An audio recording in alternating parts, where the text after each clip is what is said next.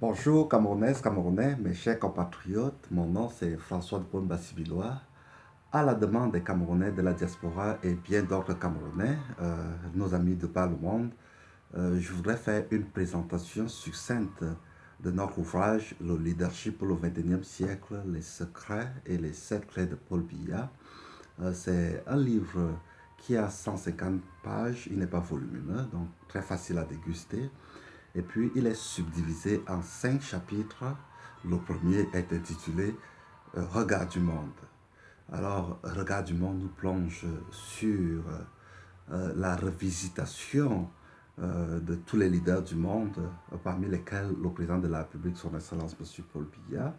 Mais nous avons relevé le fait que le président Biya n'est pas seul au monde, il est entouré, il est sous l'émulation d'ailleurs de beaucoup d'autres leaders tels que Barack Obama des États-Unis, Vladimir Poutine de la Russie, Xi Jinping en Chine, Angela Merkel en Allemagne, François Hollande en France, pour ne citer que cela.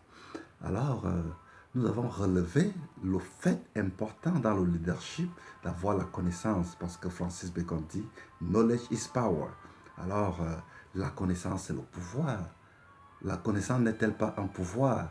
C'est la raison donc pour laquelle vous allez voir que le président Biya a un cursus studium très impressionnant dans le leadership d'aujourd'hui. Vous ne pouvez pas atteindre le sommet si vous n'avez pas un certain nombre de connaissances. C'est la raison pour laquelle donc, notre ouvrage est dirigé et rédigé à l'intention donc, de la jeunesse camerounaise et la jeunesse africaine en général, parce qu'il faut s'inspirer des exemples du leadership. Donc, partant à partir de la connaissance, donc qui est un grand pouvoir. Et puis, nous avons relevé le fait que dans cet ouvrage, ce n'est pas tout qui est rose. Tout n'est pas rose dans nos pays, dans le leadership d'aujourd'hui. Et il y a un certain nombre de problèmes.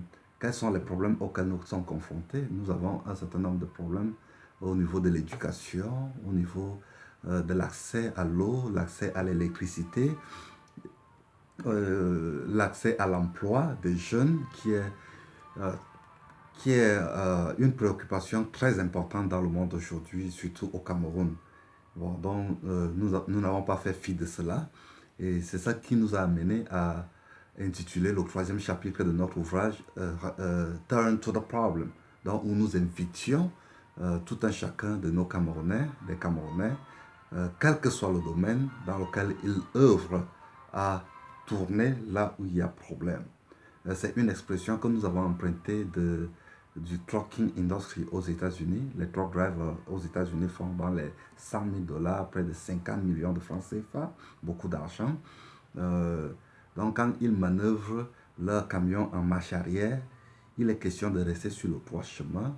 Bon, alors, rester sur le droit chemin est subordonné à la règle turn to the problem, donc où vous tournez le volant là où il y a problème en regardant le derrière de votre voiture, de votre véhicule. Donc, si vous voyez le derrière du camion aller du côté droit, vous tournez votre volant du côté droit.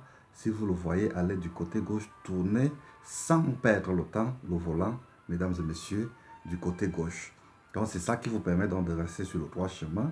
Et j'ai voulu que nous transposions cette règle-là dans notre vie quotidienne, donc à partir des problèmes auxquels nous sommes confrontés, et la criminalité, le vagabondage sexuel, tous les problèmes en tout cas, j'ai épluché tous les problèmes dans cet ouvrage.